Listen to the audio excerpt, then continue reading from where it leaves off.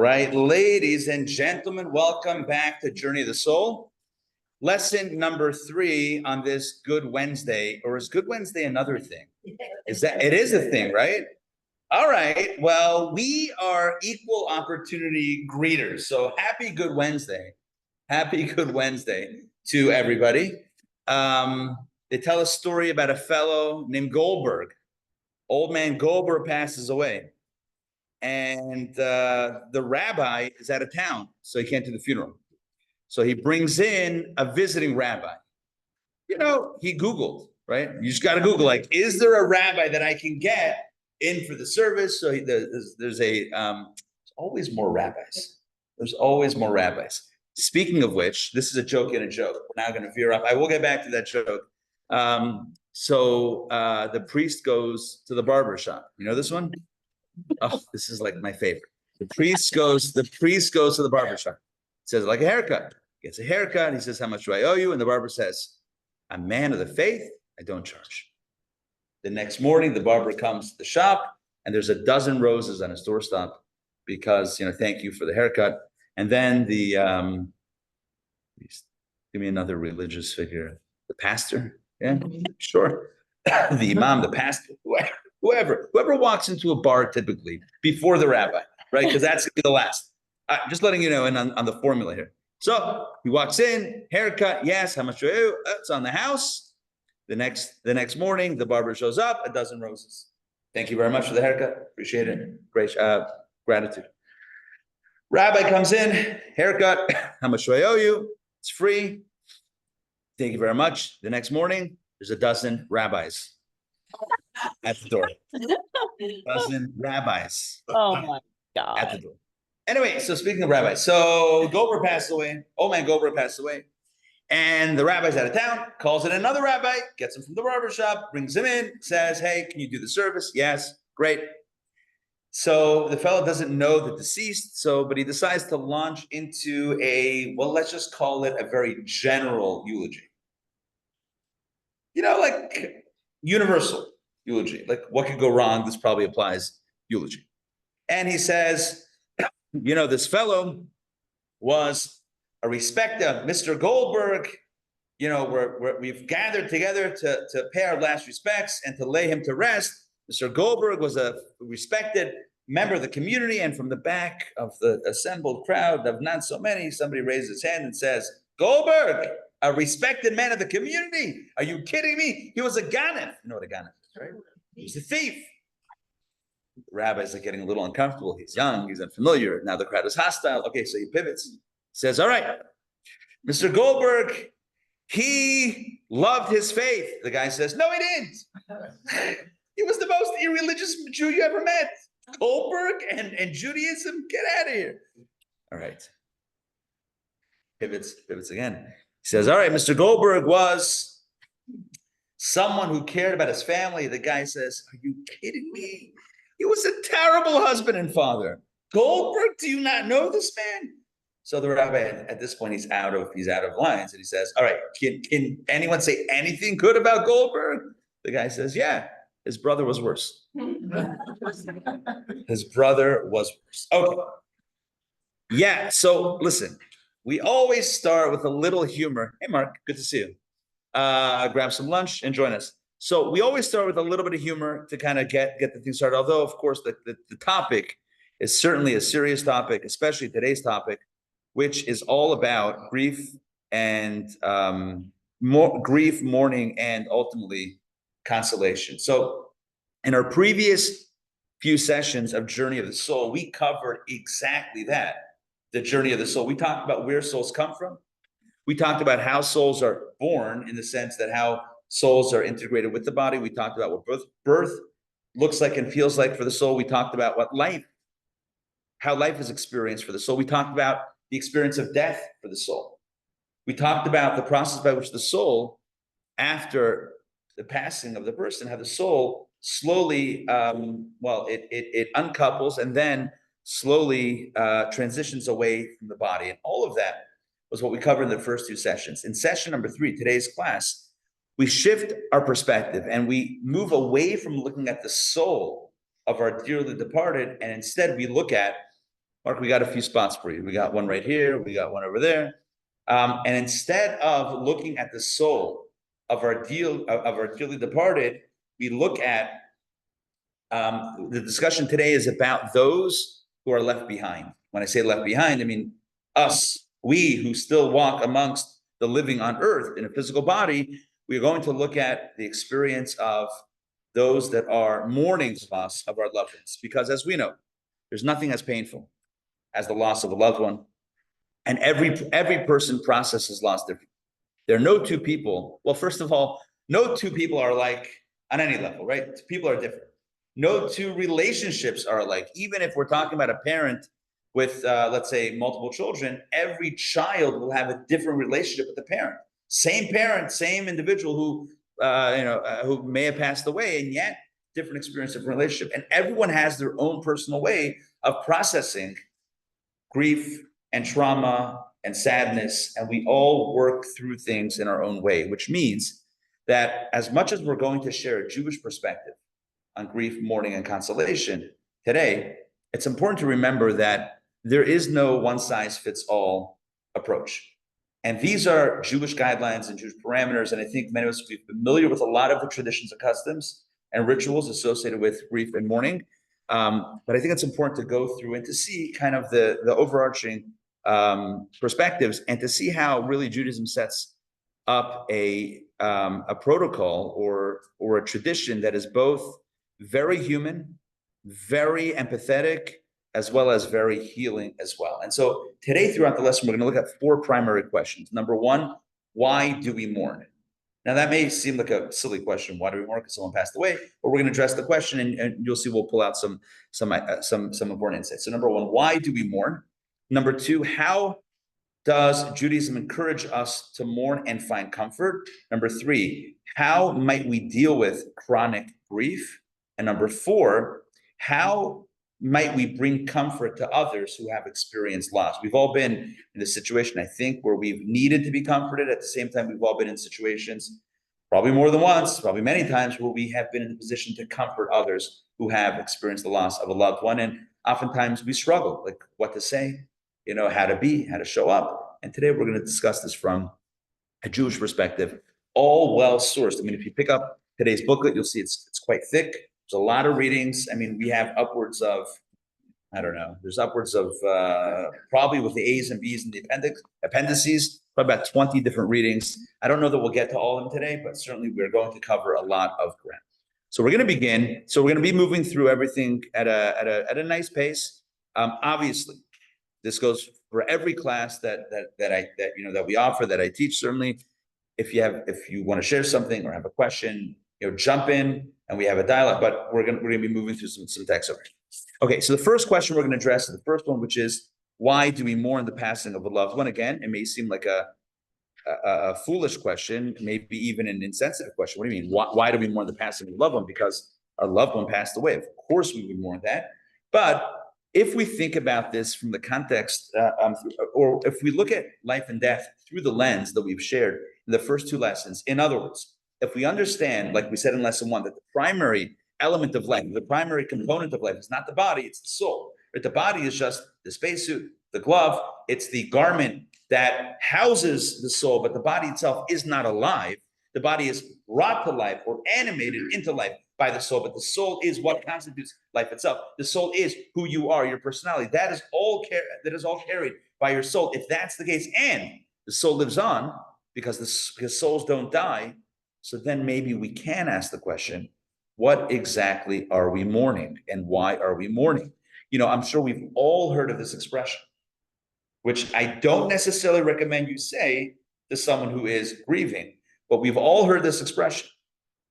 They're in a better place now, right? They're in a better place. Wait, hold on one second. Before we judge, have you heard the expression? Yeah. Do we like the expression? I think it's a little, we may feel like we want to say it, but I don't know that that's ever landed super well.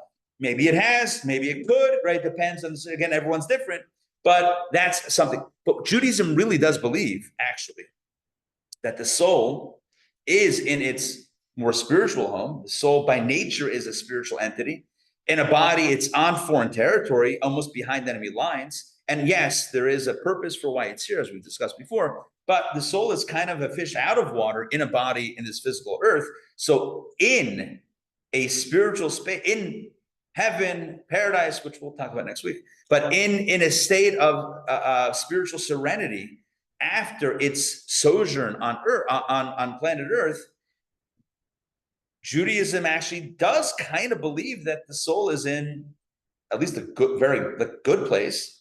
And so the question then is, why are we mourning then? And again, it seems like an obvious question, but we're gonna look at three different perspectives from a Jewish place. But first, we're gonna look at Socrates. Let's look at a little bit of classic philosophy. This is not obviously Jewish philosophy. This is Socrates. And I am going to, give me a moment here, let me get this set up, to share my screen to make sure that everybody can follow along at the same time. Okay. Mindy, I'm going to ask you to read in just a momento. No momento. All right, please take it away. Text number 3 we begin. Begin with text number 3. Look at that. Socrates instructed.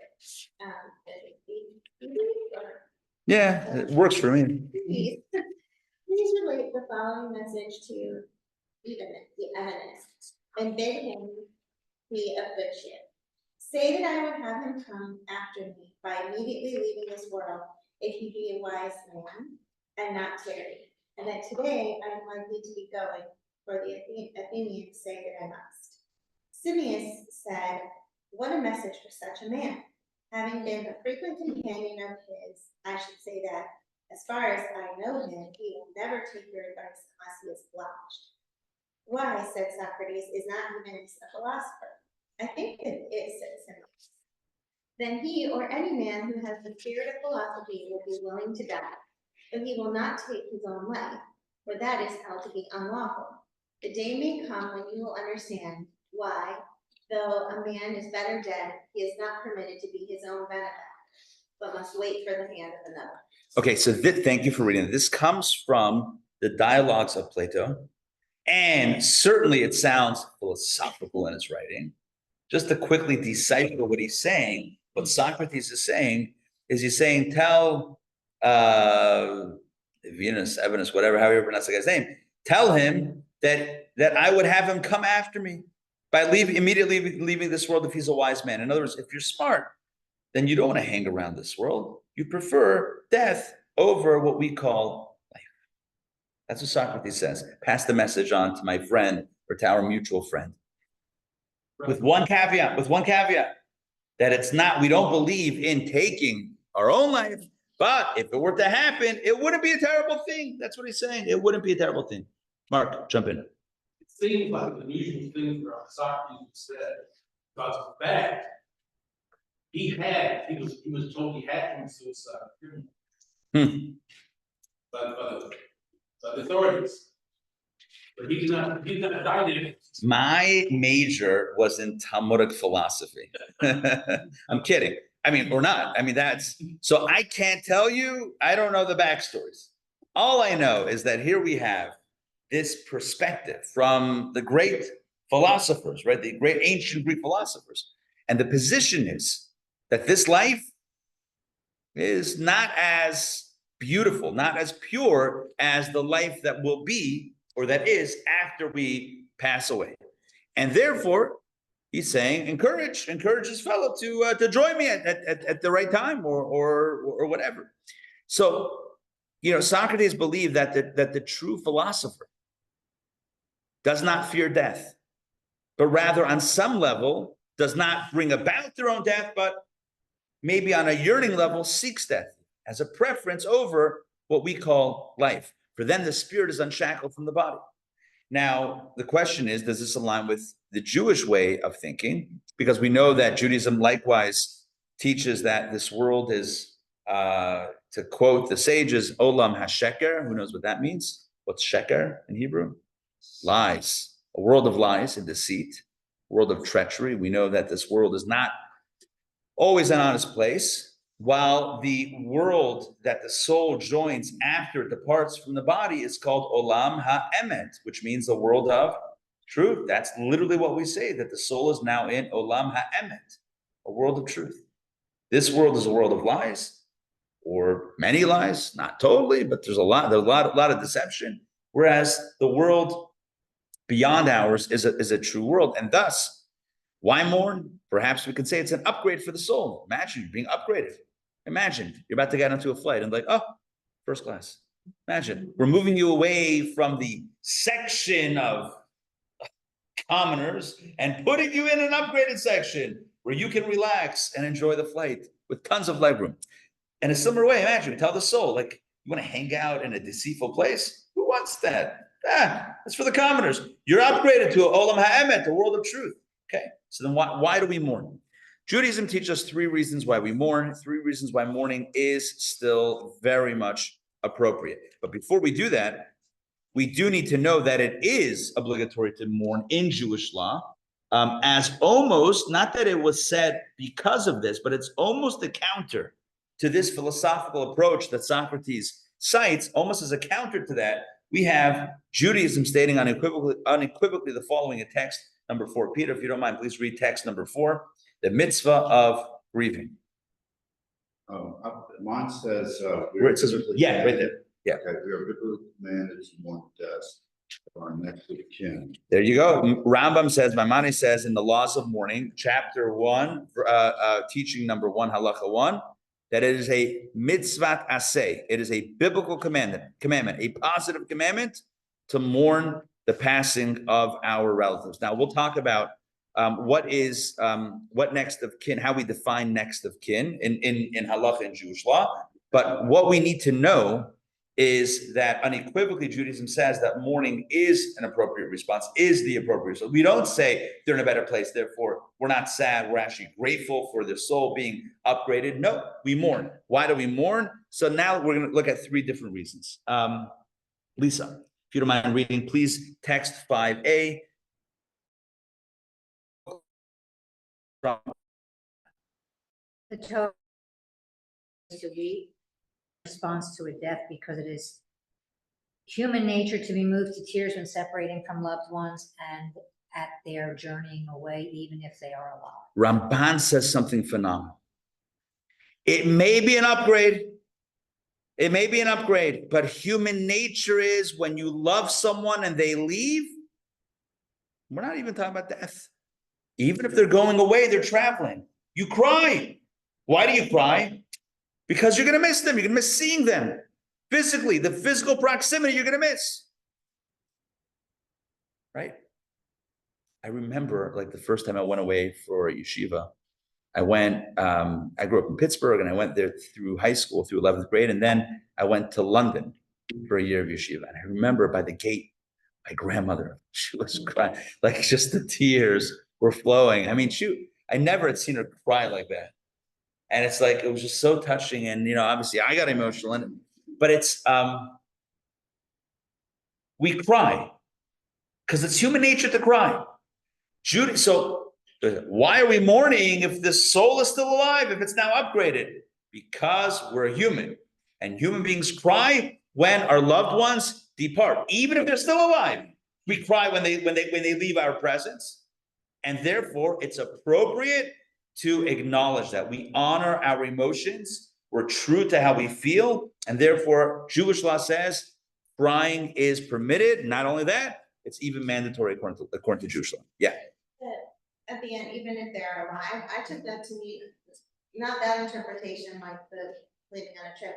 I took it to mean like, if they're physically still alive, but maybe mentally checked out, like someone has dementia, and their body is still here. Also could be, but I think he's talking about on a literal level. Somebody, family gets together for a holiday and then, the kids or whatever, go back home to wherever they live. It hurts. I mean, it's emotional. And halacha honors that. Halacha doesn't say, oh, you have to be stoic. You can't cry. You have to know it's they're going back home. They're living their life. Yeah, you know that. And you're still crying. But it's still hard. Let's continue text 5b. Rose, please read text 5b. This is from Rambam, Maimonides. Mourners find comfort in crying and in arousing their sorrow until their bodies are too weak to handle the intensity of their internal turmoil. Just as happy individuals find contentment in various forms of lighthearted activity. Thank you. So what Rambam Maimonides says in his philosophical work Guide for the Perplexed, he says that when someone is in mourning and they cry, it's actually soothing to cry. It's actually, it's what you need. You need to cry. And to not cry, to hold it in, builds the pain. It's almost like he says, in a happy context, it's by expressing the happiness, right, that it becomes, that it feels soothing, it feels good. Likewise, on the inverse or the opposite scenario, when someone is in great sorrow or in mourning, a good cry is very healthy. It's very cathartic crying. And so therefore, again, Jewish law honors our humanity, honors our physical and emotional needs, and says, therefore, a loved one passes away, cry. You need, the body needs to cry, to hold it in, to say, no, we not celebrate, but we recognize that death is a soul ascending to a higher status. Therefore, there's no place for crying. Number one, we cry even if someone's alive. They went back home. We cry. Number two, crying is healthy. Torah does not want us to be unhealthy. Cathartic crying is literally healthy. And finally, the reason that we've been stating over the last, including today, 3 weeks, is, hold on, where's the English on this?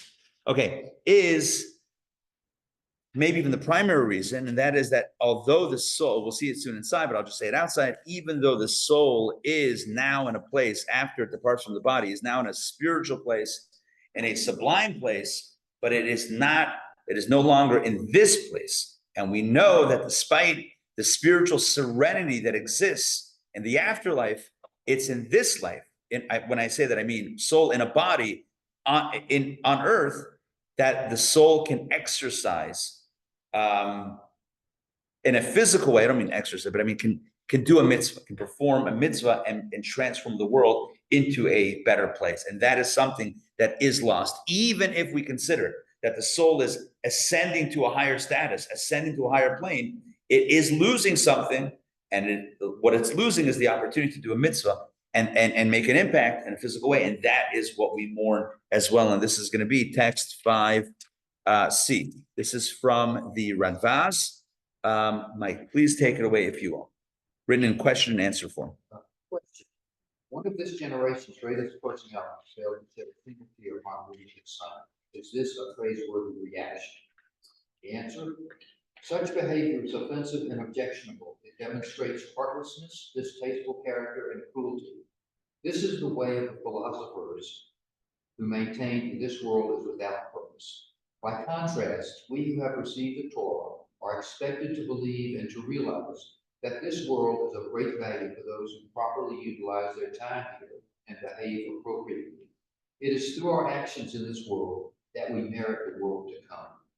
Crying, mourning, and shedding tears over the passing of a relative, and especially for an honorable individual, is the way of the pious, the prophets, and the individuals renowned for their good deeds. It is not for naught that our sages instruct us to observe 3 days for weeping, 7 days for eulogies, and 30 for restrictions on wearing new clothing and getting haircuts. If weeping were improper, the sages would not have instituted a 3-day weeping period. In fact, the Torah emphasizes that our forefather, Abraham, came to eulogize Sarah and weep for her, and that Jacob, King David, and countless individuals of similar caliber acted likewise. So thank you. So here we have the Radvaz.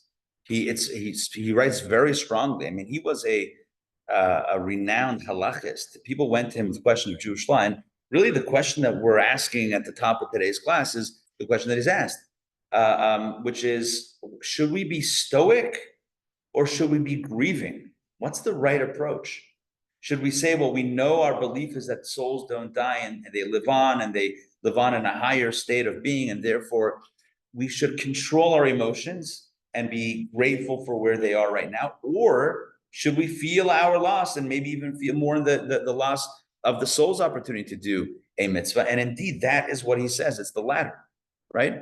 That's just this world is of great value for those who properly utilize their time. It is through our actions in this world that we merit the world to come. In other words, this lifetime is not insignificant, and therefore the loss of a soul no longer being able to function and operate and create goodness in this world is a reason to cry. And therefore, halacha tells us 3 days for 7 for eulogies, 30 for restrictions, etc. Abraham eulogized, Jacob mourned his losses, etc. Countless individuals were told of the heroes, the greatest of our people, mourned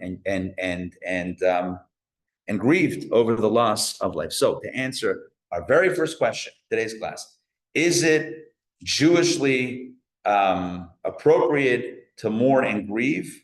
Again, it might have sounded like a silly question to ask, but I think it's helpful to go through these texts. The answer is yes, 100%. Number one, it's natural, it's human. Number two, it's cathartic to grieve. And number three, it is even spiritually sound based on our appreciation for life.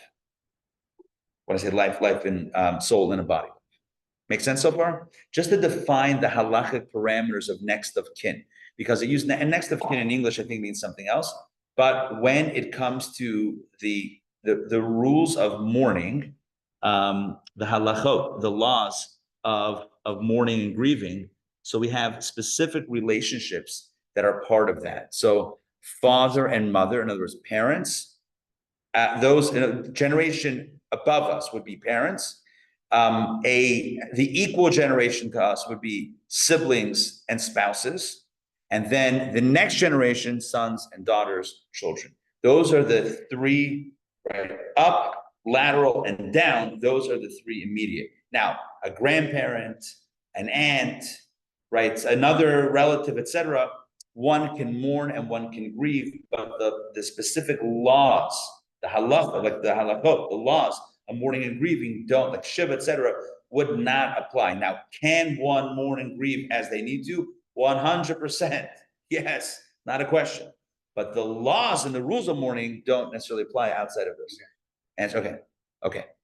For example, Yizkar, the memorial prayer that we say on all of the major holidays. So some have the custom to only recite Yizkar for a parent that's passed away. Some do it for grandparents or other relatives, and different customs, different. But certainly Shiva, for example, is, again, traditionally only done for these relationships: parents, children, and then you have siblings, spouses on that same generation. Make sense so far? Yeah. Okay. So now let's continue.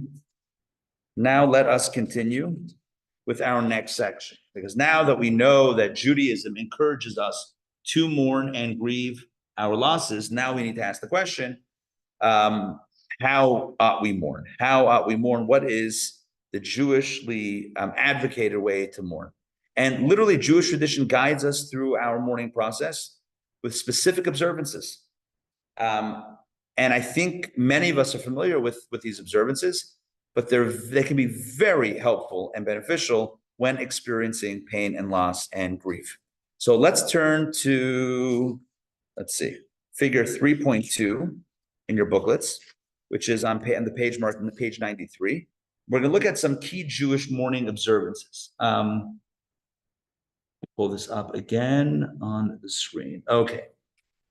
And these are time periods. We spoke about this a little bit last week, how the stages, the time periods of our mourning reflect the stages that the soul also is transitioning away from the body, and how its pain is alleviated, so is ours. But here are the classic time periods within halacha, within Jewish law. Time period number one is called aninut. What is aninut? That is from the moment of passing until our loved ones are laid to rest. And if you look on the right side of that little infographic, this is the most intense phase of mourning. At this point, no attempt is even made to comfort or console the mourners during this period. The next of kin are absolved from all positive mitzvot, obligations to do something such as pray or don or wear tefillin. Nothing should detract or distract from the mourner's pain and their full attention to interment arrangements. Sometime during the aninut stage, the mourners tear their outer garment as a sign of mourning. That is called the kriya, where we actually rip an outer garment. We'll be speaking more about that custom, that tradition, why we tear a garment and what it means. We'll have a few texts to explain that, but stay tuned for that because there's a lot of importance in that. Then we have, after that, after our loved ones are laid to rest, then we have, of course, the Shiva period. And the Shiva is 7 days. The 7-day mourning period begins with our loved ones being laid to rest. It's not 7 days from their passing. It's 7 days from when they are laid to rest. And we'll look more about the Shiva a little bit later on. We have another little graphic that we'll look at. Then we have the time period of Shloshim, the 30 days. This is, of course, the 30-day mourning period, which again the clock begins on the 30 days when the loved one is laid to rest. It doesn't begin after the Shiva. It concurrently begins at when our loved one's laid to rest. So after getting up from Shiva, look on the side, and resuming the everyday routines of life, certain mourning practices are continued until 30 days from the time of burial. These include refraining from wearing new clothes, getting a haircut or shaving, and participating in festive events. Essentially, although we kind of resume life to a certain extent, we don't resume the celebrations of life. We kind of minimize our acts of celebration. And it's interesting because wearing new clothes brings us joy. Getting a haircut, apparently I need a haircut, but like getting a haircut, right? That's also something that is a happy or a nice experience.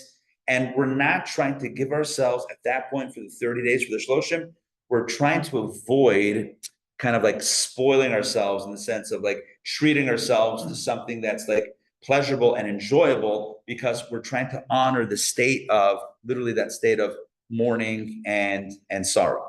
The next step is the 12 months.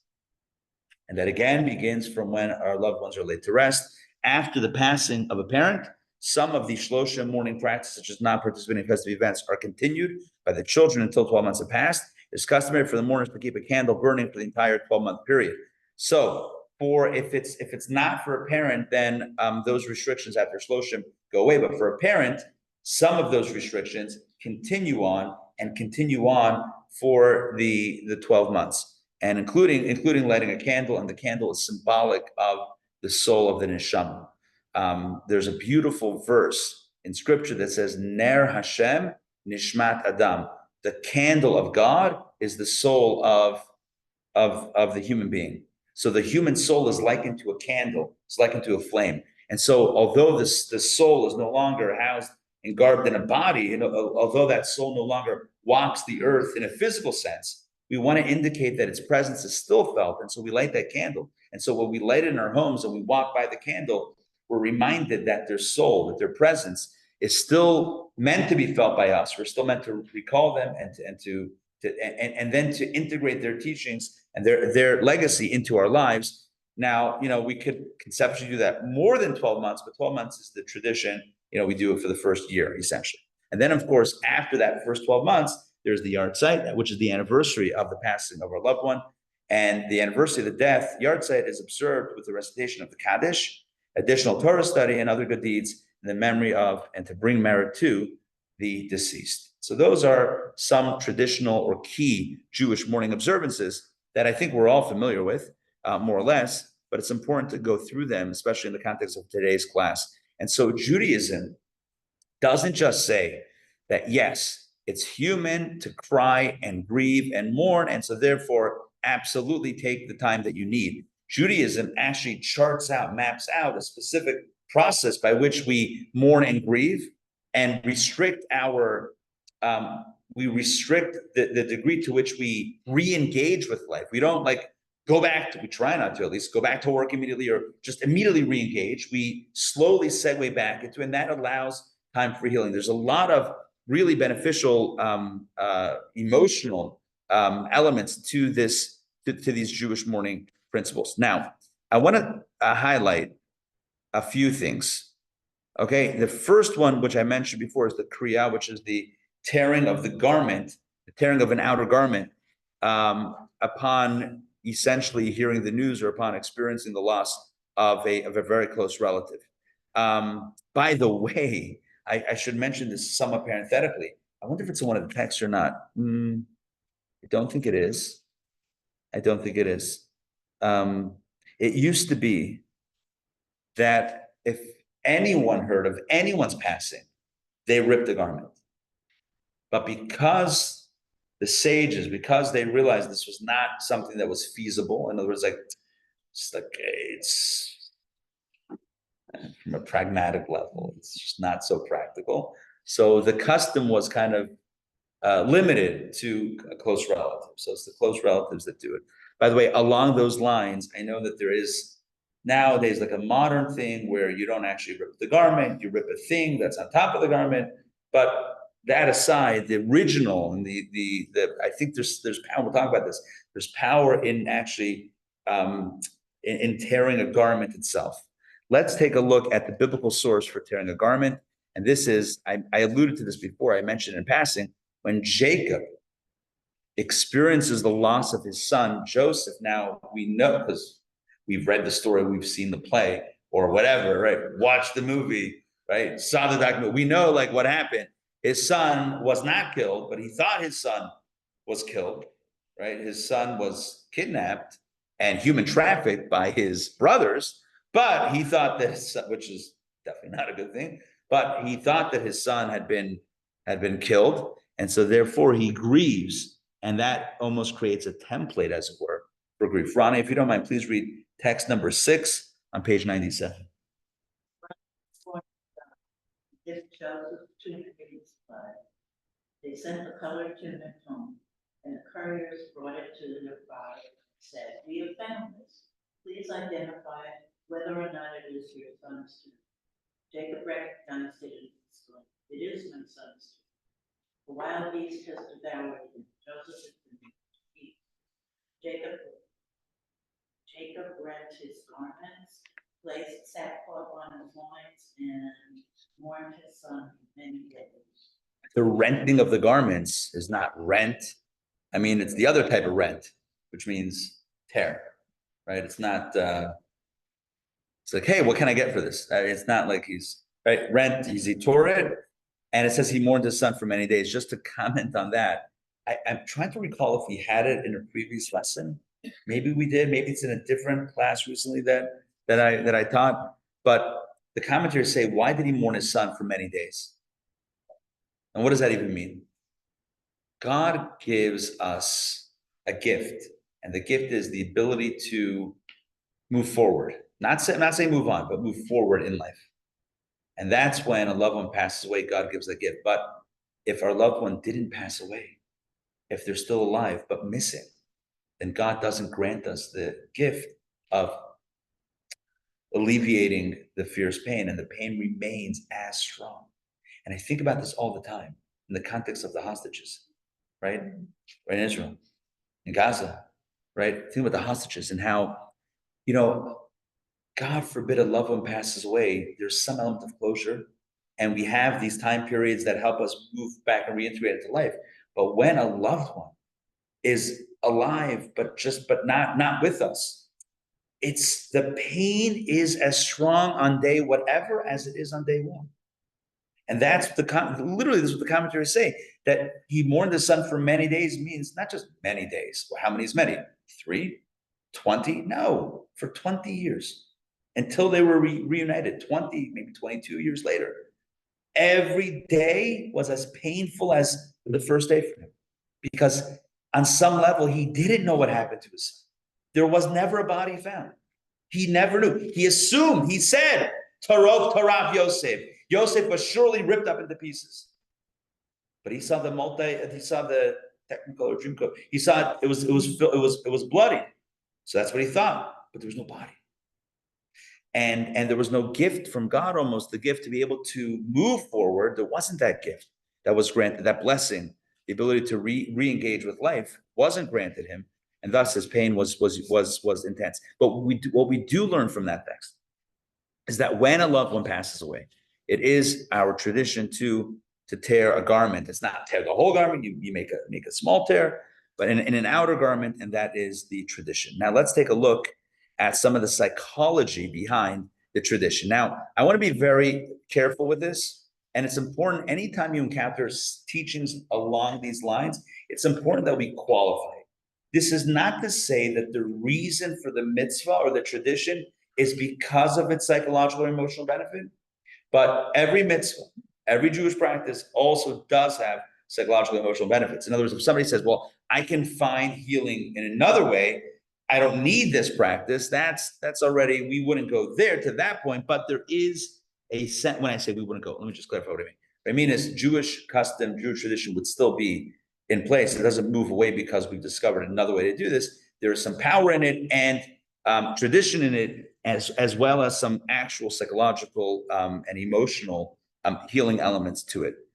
Claire, yes. Rabbi Yaakov Adi states in Halacha Ketano that mourners are instructed to rend their garments as a method of distracting from and reducing their overwhelming grief. In my humble opinion, the opposite is true. Having to rend their garments brings mourners to tears and amplifies their pain. The goal is to actively encourage mourners to express their pain over the passing and to experience their tremendous loss. It's interesting. It's interesting.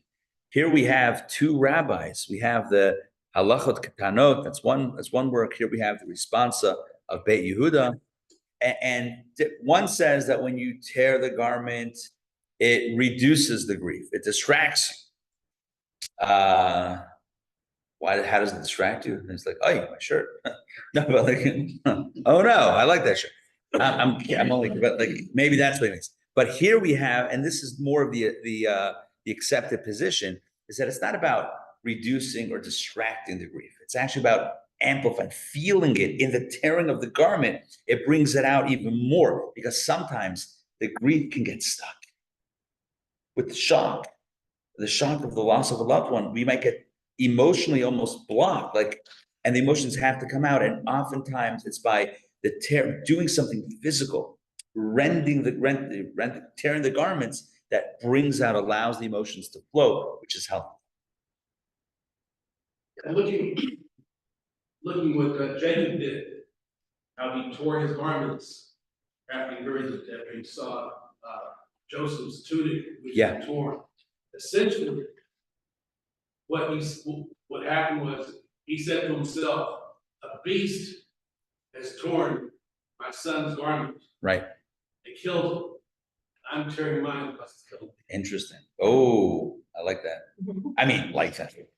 It's heartbreaking, but that's an interesting analysis, right? His son's garment is ripped. He rips his own garment. And that becomes, notwithstanding, symbolic of this experience of, and I've seen in experience, my experience has taught me that not for everybody, but many people find it also cathartic to do something, to kind of channel this. What do I do? To channel into something, to an action item, to open up the emotions and allow tears to flow sometimes. It's very powerful. I think about rituals. But not they connect you. So something that's deeper meaning than just what's there. I would agree with that. Yeah. There's something powerful. There's also, I think, not only connecting us to a tradition and to a love, but also it's almost like, tell me what to do. I don't know what to do. Right. Give me something to do almost. Not that we're saying, well, this is kind of like busy work, but just keeping a person busy and like do this, do that, and like keep them. I think that's the other opinion that's kind of distracting and maybe pulling us away from it. But there is power in feeling like you're connected, as you're saying, with something bigger, a tradition, a legacy. I'm mourning the way that our patriarch Jacob mourned, when he encountered a loss, of his son or what he believed to be the death of his son. This is how he mourned. I'm going to mourn in the same way, and this is how I open up. And it's thank you for sharing that, because I think there's a lot of power to that. Yeah. Let's take second point is the notion, and again, let's explain what I'm doing here. Analyzing the chart 5.2, I want to believe, I want to say that gave us the different time. Aninot, Shiva, Shloshim, 12 months, yard site. Aninot, we saw includes the kriya, the rending of the garments. But there's another element that I want to bring out from that chart, and that is that we see that Judaism gently reminds us that it's going to take time. You're not going to likely be able to run back into life head first, right? Reared and ready to go in the immediate aftermath of experiencing a close loss. Take time. There's the time before our loved one is laid to rest. There's the Shiva, there's the Shloshim, there's 12 months. Take time, give yourself. We need to give ourselves the time that we need to reintegrate with life. And that's why there's literally a process of the 7 days, the 30 days, the 12 months. Don't feel rushed. It will be a slow process. And it doesn't mean that after 12 months, everything is as normal. That's not what we're suggesting. The point is, as there is a template of the immediate, the 7 days, the 30 days, the 12 months, right? As there is that template, the idea is that we're all walking on that journey of reintegrating with life, and giving ourselves time is a key to that. Not feeling like I should be feeling like, why, like almost judging ourselves. Why do I still feel grief? I should be back to normal. My friend went back to life when you resumed her life and did whatever, went back to normal activities, and she was at the gym, a week later. Why can't I get myself to do that? We should never judge ourselves. We should never push ourselves beyond what feels comfortable. We should give ourselves time. And I think that is one of the key the implications of these times is give yourself time. At the same time, one of the other I think what also rises from this, and I think it's really important, is that Judaism encourages us gently and lovingly to begin mourning right away and not to push it off. Sometimes people can be tempted to say, after the loss of a loved one, I don't mean obviously not within the Jewish framework, because we have our framework, right? But like in the larger world, a person might be tempted to say, okay, I'm gonna, go back. I have all this work that I need to do, and then at some point I'll mourn. At some point I'll grieve. It becomes harder when it's pushed off, and then it becomes lodged inside, and it can create all sorts of complications if we don't grieve, we don't take the time. It's not only about giving ourselves time, but it's also starting right away. The first stage is aninut. We start right away after our loved one's passing. The process begins, and then we lay them to rest, and then we Shiva, and then the Shloshim. We start right away. We don't pretend like this didn't happen. Well, let me, like we're just going to ignore the loss and then at some point I'll get back and address the loss. That's not the healthiest way to do it. The healthy way is the way that our tradition teaches us. We start dealing with it right away. We give ourselves time, and we allow ourselves to feel all the feelings and to gently resume our activities and our living. Make sense? Yeah. Let's continue. Oh yeah. I don't know if this is not clear. The custom of, is it a custom, the unveiling, or is that a prescription? That is a very good point. Thank you for asking that. Let me stop sharing so we can see everybody. Okay, the unveiling, and that's where we put up the headstone, right? And we go to the cemetery, we say some prayers, and we acknowledge and honor the deceased. There are a number of different traditions. In some circles, it's done on the first yard site. In some circles, it's done at the Shloshim, 30 days. Some have the tradition, including in some Chabad circles as well, to try to get it up even before the Shiva is over, to really expedite it. Yeah. This is like in Brooklyn, in Old Montefiore Cemetery in Queens, it's a big Chabad plot from like back in the day. So they know it's like Chabad, person passes away. There's not a lot of room there anymore. I think it's pretty. If anybody knows that cemetery, it's very well occupied, as it were. But there, well, no, but like that's also where the Rebbe is buried. I mean, it's very. I have family there as well. My grandfather's there. My grandmother's there. It is and many have the tradition to get it up as soon as possible because it's almost an unmarked grave. And I know they always put like a little thing there, but it's a special legacy. It's that when you put the inscription on the headstone, it's something very special. Along with that, it's interesting because it's not in this, it's not in elsewhere in this class or course, so it's perfect time to talk about it for a few minutes. Our tradition tells us that we shouldn't exaggerate. Everything should be true. Because it stands eternally as like the words of their legacy. And so we want to get it as accurate as possible. So if Mr. Goldberg wasn't the great, you don't write it on the tombstone. You don't write on the headstone.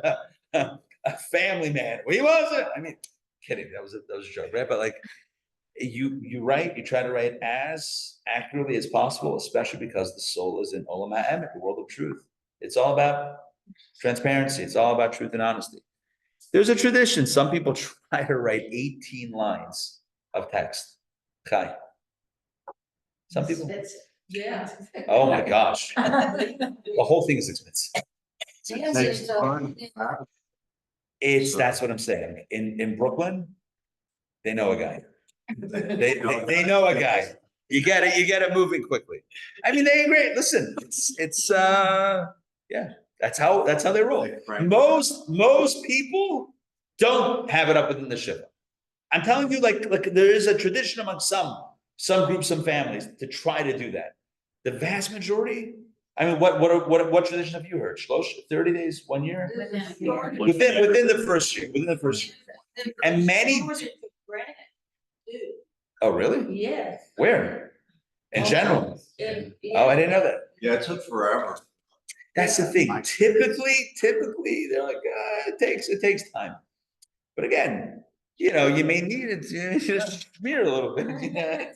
That's how do you think everything works today? Anyway, yeah. No, they'll also tell you, the cemetery doesn't involve. Cemetery, like they have to get the permits. If you go the standard route, they'll tell you it's going to take a while. It's going to take a few months. Even if you call right away, I have a text ready to go. Slow it down. Manage your expectations. They got to apply for a permit. They have to look up the plot. Then they apply for the permit. And then I have dealt with this a few times, more than once. So, and then you're like, I need the Chabad special. You're like, okay. All right. We can get it out. Big stress. All right, Mindy, go ahead. Say about the being true. And Yes. he actually, my father redone because it wasn't correct, it wasn't accurate. Oh, really? And my mom spent so much time asking Rabbi Blinkenstein. Yeah. To verify that the Hebrew was accurate. Oh. And because there was Hebrew letters and some writing, and so we had that rabbi like really make sure that Hebrew was accurate, but she didn't. Well, okay. There's whatever, but something was. Oh. Got it. I am. I was like, it's missing, something.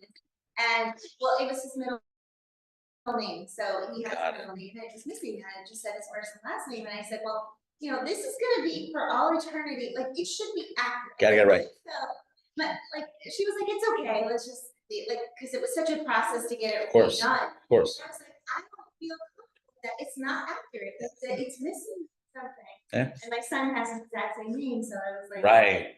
It's a family name. By the way, I will say this.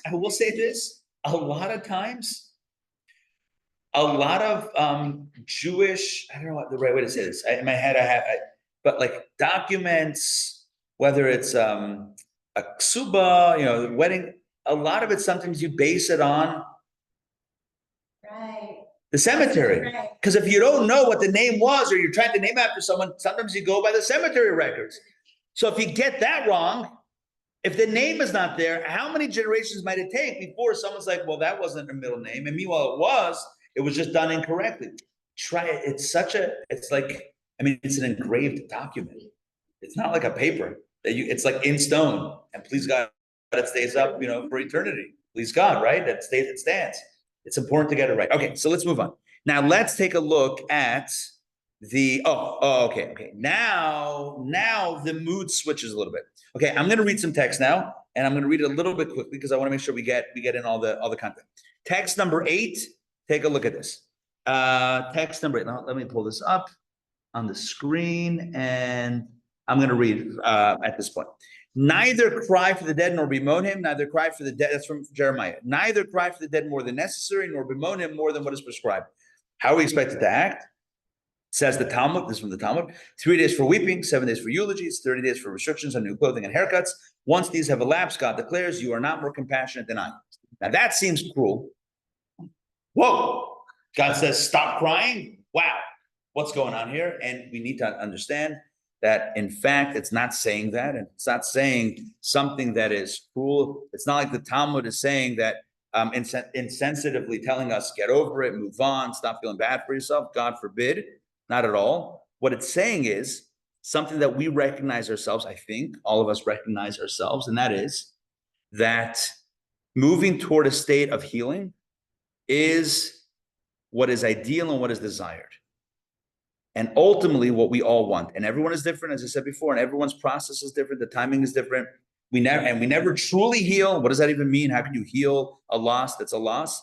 But we're meant ultimately to find comfort, and that is the goal. And thus, the Talmud is almost saying that God is speaking, for, like, kind of paraphrasing, that God is teaching us through halakha, through Jewish law. God is telling us this is the trajectory that we want to be on. Now, are we going to get there exactly in 12 months? Right? Are we going to land the plane of comfort, right? And being able to live on? Are we going to land that plane, smoothly in exactly 12 months? Maybe. Maybe not. We need to give ourselves whatever time we need. But the point is that we should be looking toward that as the goal. And that should be the ideal, that we're looking toward healing. And I think all of us can recognize that that is the goal. And yet, the question is, how do we find comfort? How do we find comfort after the loss of a loved one? And so I want to again recall all of the ideas that we've talked about thus far in the course, because I think that they can provide some measure of comfort, not wiping away all the grief, not wiping away all the tears, but some measure of comfort. Number 1, points to recall, to remember in our times of grief. Number 1, the soul is eternal and it never dies. That's number 1. Point number 1, the soul is eternal.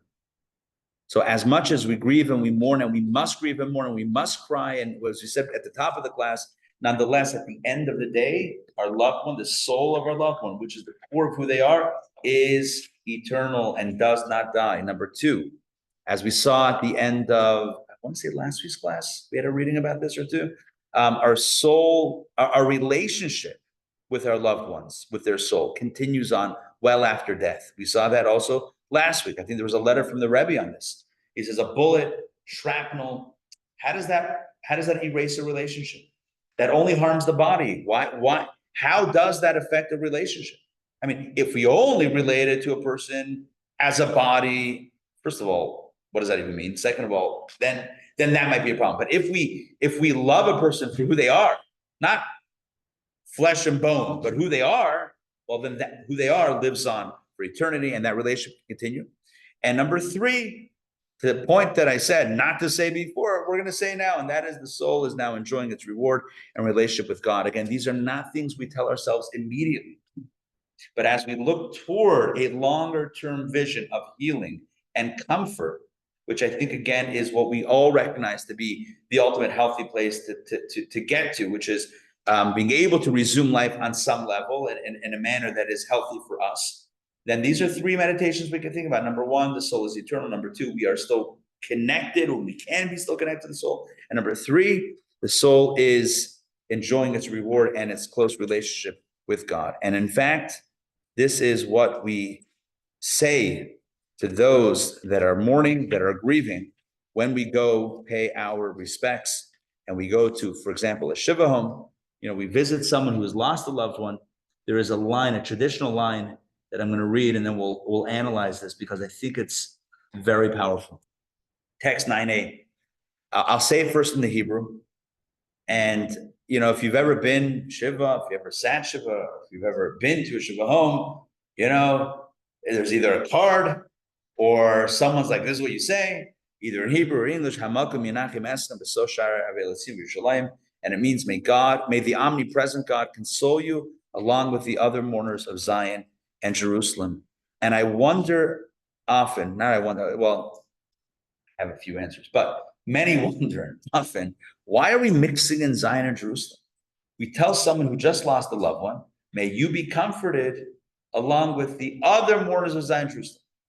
It's almost like on one level, you could say it's minimizing their personal loss. You're saying, we're all mourning the loss of Zion and Jerusalem. We don't have a holy temple. We were evicted from our land 2,000 years ago. And it's like, can we talk? Can we focus on what just happened? Yeah. It kind of reminds me of a minion that there's comfort with the group. There's comfort in the collective. And it's not, despite my question, we're not actually minimizing the individual loss. On the contrary, we are bringing it into a collective space and saying we are all grieving. As we all grieve the loss of our, well, again, back in the day, of our land, of our home, of our temple, of our capital city, where we mourn that loss, we all are mourning that loss. We are all with you today in mourning your loss. Exactly. As Claire said, that is the point. We are standing not separate from those that have experienced the loss that we're consoling, but we're standing together with them. The other point that we say, that's the other point in this statement that I think requires highlighting is the first line, may the omnipresent God console you.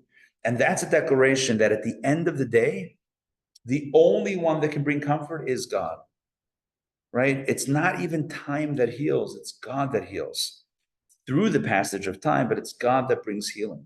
It's God that brings us into situations that are, once again, happy, positive, that we can laugh. Sometimes it feels like after experiencing loss, when I can't even laugh, like when would I ever enjoy life again? How could I ever laugh again? And would my laughter and would my enjoyment for life betray the love that I have for my beloved who has passed away? They can no longer laugh, at least I can't see them laugh. How can I laugh? It's like not being faithful to them in that relationship.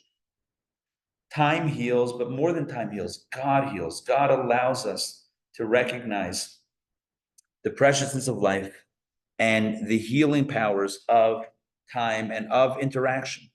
And let's take a look at a beautiful insight, text 9b, again, of the Rebbe, regarding this line. In regard to Zion and Jerusalem, again, this is text 9b, page 101. In regard to Zion and Jerusalem, the Romans, and before them, the Babylonians, were given dominion only over the wood and stone, silver and gold of the temple's physical manifestations, but not over its inner spiritual essence contained within the heart of each and every Jew. I want to stop there for a moment and just comment on that. Basically, what the Rebbe is saying is that they destroyed a building, but they didn't destroy Judaism in our hearts.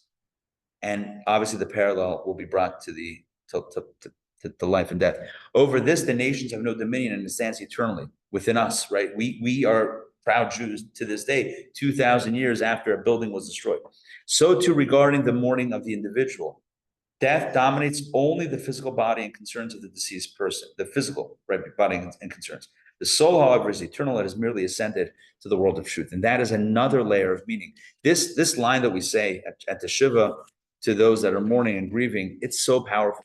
It's so powerful. And here the Rebbe shares this insight that just like Zion and Jerusalem, we mourn the loss of the building, of the temple of stone and wood and gold.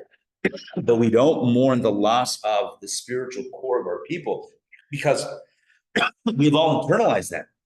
And the Jewish spirit lives on, right? Am Yisrael Chai, like we live on as a people. We are proudly Jewish and we have Jewish ideals and values within us. The same thing is true with our loved ones. Their body may no longer be with us, but their spirit lives on. And I would like, if I could take the liberty to add on to what the Rebbe said, I would say that it lives on also within us, within the family, within the mishpacha, right? We carry their legacy. We carry their message. We carry the memories and we live with that. And it's not that we live with the memories, but we live our lives informed by those memories, making hopefully better decisions because of that, making positive decisions and creating more goodness in the world precisely due to their inspiration, they who live on within us. Text number 10. Text number 10. This is all powerful stuff. Often within their pain, the mourners have an underlying belief that it isn't true, that their loved one hasn't really gone. We call this denial, right? It's the first stage of grief, denial. But he says this is not just denial. In a way, they are right. Death is not an absolute reality. Our souls existed before we were born. They continue to exist after we die. I know we've said this many times over the last 3 weeks, but it shows up in different areas of this conversation. The souls that have passed on are still with us. We can't see them, but we sense that they are there. We can't hear them, but we know that they hear us. On the surface, we are apart. Beyond the surface, nothing can separate us. So we tear our garments. Oh, he's going back to the custom to tear the garment. So we tear our garments. This has a dual symbolism. We are recognizing the loss, that our hearts are torn, but ultimately the body is also only a garment that the soul wears. Death is when we strip off one uniform and take on another. That's powerful, by the way, right? So the symbolism of tearing the garment is the garment may be torn, but the essence of the person within it is still intact. From our worldly perspective, death is indeed a tragedy, and the sorrow experienced by the mourners is real. But as they tear their garments, we hope that within their pain, they can sense a glimmer of a deeper truth that souls never die. And again, that brings a full circle back to the tradition, to the custom, tearing the garments. It's not just a tradition, it's not just a custom, it's not just cathartic and it brings out the tears, but it's also almost a physical acknowledgement that the garment may be torn, but what's under the garment remains forever. The body may have been ripped away, as it were, or removed from the soul, but what lies within the soul is still forever. Now, how do we get at what if we find ourselves, or someone finds themselves stuck in grief? So what do we do? So there's no magical formula, but I do want to share a few ideas. One of them, sometimes, one scenario in which a person might get stuck in grief and really feel like they can't move on, is when the death is associated with a sense of injustice, the sense of they went too soon. It was not their time, right? From our perspective, judging that like this should not have happened, right? And that's not just dealing with loss, that's also dealing with loss plus anger, loss plus injustice, right? Which compounds the grief to make it almost like, could I get over it? Maybe under other circumstances, but this wasn't right. This wasn't right. They were taken way too soon. It was not their time. I was reading this morning a Hasidic discourse of the Rebbe, honor that he authored in the honor of his father's yahrzeit years ago. His father lived in Russia, was a rabbi in Yekaterinoslav, actually Ukraine, and was taken by, again, Soviet Union, is back in the day of the Soviet Union. He was exiled to Kazakhstan, and he got sick and he died in exile. They basically killed him without shooting him, but they basically put him in a horrible condition with malaria everywhere, and just he didn't survive it. And I personally haven't seen this. The Rebbe writes a line. He says about his father. He says he experienced pain and suffering that caused him to pass away before his time. That's the Rebbe's language, lefnei zmano, before his time. You know, we believe that everyone passes in their time, but to see this declaration that, no, he's saying about his father, that he passed away before his time, is like, it's very heartbreaking. So how do we deal with that? And so here's something, there's no magic answer, no magic solution, but I want to share quickly a passage from the Midrash, text 11. I'm going to read this quickly. When the son of, this is page 104, in the English side. When the son of Rabbi Yochanan ben Zakkai passed away, his students arrived to console him. Rabbi Eliezer entered and sat before him. Master, he said, would you like me to share a thought? Speak, he responded. Rabbi Eliezer said, Adam had a son who died, and he allowed himself to be consoled. How do we know that he accepted consolation? For it is stated, Adam was once again intimate with his wife. So you should allow yourself also, you should also allow yourself to be consoled. Rabbi Yochanan retorted, is it not enough that I am grieving my own? Oh, sorry, Rabbi Yochanan retorted, is it not enough that I'm grieving my own loss that you have to make me feel pain for Adam as well? So what are you telling me? That someone else has lost? How's that going to help? By the way, this also reminds us that people have really great intentions when trying to console someone else, but sometimes say things that don't actually help. Right? It's like, look, Adam's one son killed the other, Cain and Abel, right? Cain killed Abel, and he got over it. He had a third son. That means that, at some point he was with his wife again. That helps me. Rabbi Yeshua entered the next student, page 105. Rabbi Yeshua entered and asked, would you like me to share a thought? Speak, he responded. Rabbi Yeshua said, Job had sons and daughters, and they all died in a single day, yet he allowed himself to be consoled. So you should also accept consolation. How do we know that Job was? So, okay, we're going to skip that part. Rabbi Yochanan retorted, is it not enough that I am grieving my own loss, that you have to make me feel pain for Job as well? Rabbi Yossi entered. Master, he said, we'd like to share that. Speak.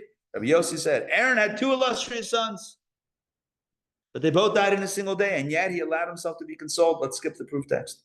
Rabbi Yochanan retorted at the bottom of the page, is it not enough that I am grieving my own loss, that you've made me feel pain for Aaron as well? I mean, we could keep on going, but I feel like let's skip to the chase over here. Let's cut to the chase. Rabbi Elazar ben Arach. Yeah, we're going to cut to the bottom. Toward the bottom of 106. Rabbi Elazar ben Arach entered. When Rabbi Yochanan saw him, he told his attendant, grab a set of clothing for me and be prepared to follow me to the bathhouse. For Rabbi Elazar is a great person. I will not be able to hold out in the face of his comforting words. He realized that this was going to be the guy that helped him be comforted. Rabbi Elazar entered and sat before Rabbi Yochanan and told him, let me share a parable. Your situation is similar to that of an individual to whom the king entrusted an article for safekeeping. Each day, the man would weep and wail in fear. Woe is to me. When will I emerge unharmed from this safekeeping role? Imagine the king trusts you. You have to take care of this thing. Imagine the king's like, here's my pet goldfish. You're like, oh my God. You know what kind of pressure that is? I got to keep this thing alive. All right. You, master, also had a son.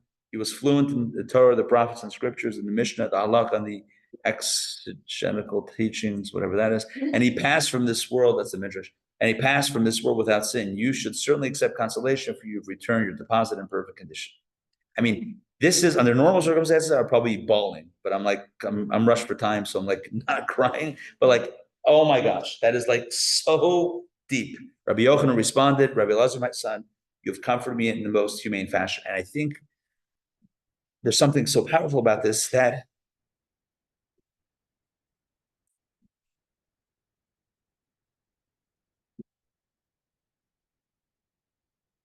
this idea that we have life is a gift, and we're given people in our lives that are precious, and when their time comes,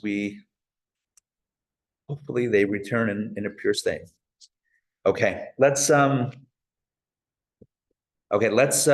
at a few final items, and we'll close out today's class.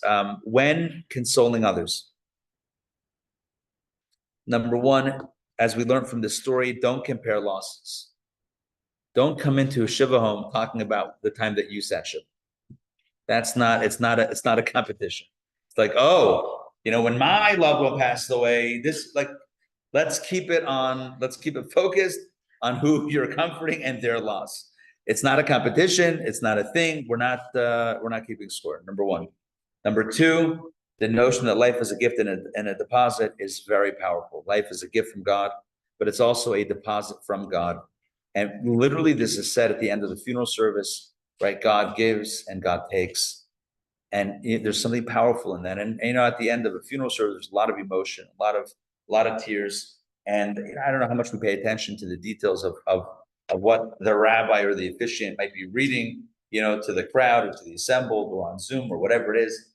But that line, God gives, God takes, that's literally that story. God gave us a deposit and God took it back. And ultimately, what really comforted, I think, from the story, what comforts Rabbi Yochanan ben Zakkai for the loss of his son, is when Rabbi Elazar ben Arach tells him about how his son had accomplished so much. He was proficient in all the areas of Torah that he mentioned. There's something comforting about that, about people speaking about the accomplishments of the one who's passed away. I think anyone who's ever sat Shiva can attest to this. Some of the most healing and comforting conversations are the ones that talk about the stories. You share the stories. You share the victories, sometimes the funny stories, but of the loved one. You talk about their life and legacy, and that is ultimately healing. That is ultimately healing. Okay, dealing with guilt. Again, I'm trying to just get in a few more points. Sometimes people say, I feel so guilty. I should have said this. I should not have done that. The last conversation I had with them, I ended up saying something I regret now. And like, oh, it's like and they literally, I mean, without getting into too much detail, I was literally speaking to someone a few days ago who people can carry a tremendous amount of guilt. I wasn't there, probably. I didn't realize that I didn't realize that it was the end. And it's like, and I should have, and I could have, and I can't live with myself. I almost can't live with myself. And so here is a perspective based on everything we've learned over the last 3 weeks. If we had believed that it's over, well, then we would have guilt. It's too late. But because we believe in the eternality of the soul, and because we believe that we're still connected, that means that it's not too late to repair things. It's not too late to say, I'm sorry. It's not too late to do something for them. All of the things he said, I wish I would have been more attentive. I wish I would have said, I love you. There's right now. I don't mean actually the second, but I mean, so right now we can do it. We can do it. Maybe not in the same way. Maybe we can't visit. Maybe we can't pick up the phone. But of course we can do this. That's what we believe in. Take a look at text 12. You're thinking, well, how do we do this? Text number 12.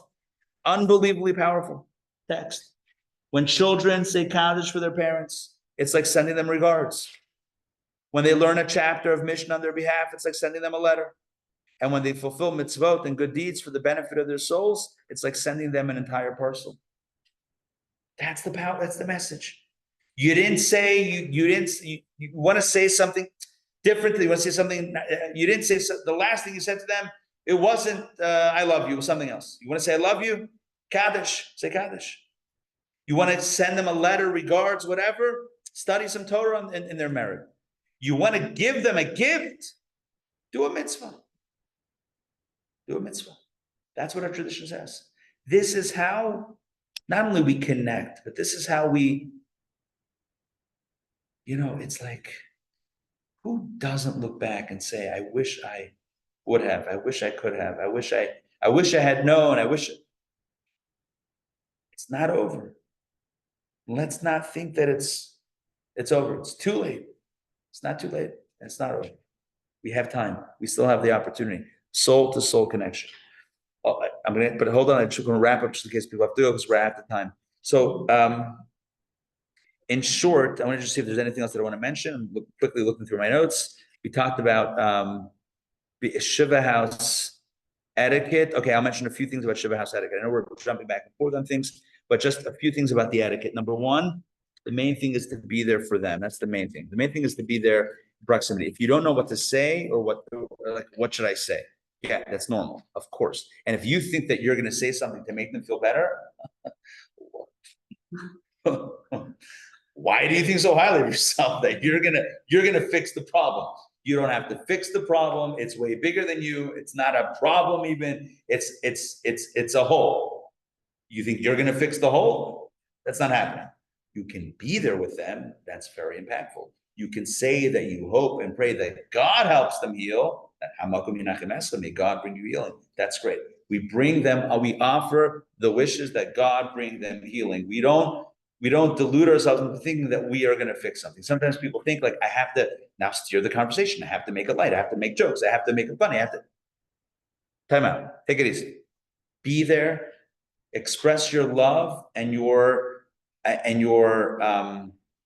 empathy by number one, showing up. Be there. If you can't be there, call. If you can't call, text. But show up. Number one, show up. Number two, there's a script. You don't have to make up new scripts. There's a script. That's what we read before. And number three, follow the lead of the mourners. Where they want to go in the conversation, follow the lead. You don't have to lead the conversation. And if you have a story or a recollection, share it. That will be the most meaningful thing. That will be the most meaningful thing to to explain. We left some text on the table. I said from the beginning, I think I said from the beginning that there are too many texts to share in this lesson. I'm going to email this out, Deborah and Susan, so that you guys have this as well. Make sure that you have these texts. One thing that rises again from the first three sessions is the Jewish belief, and it's not just belief, but it's Jewish certainty that we are never alone, that even as our loved ones pass away, their spirit, their soul continues to live on and can continue to not only impact us and us them, but we really continue to have a connection.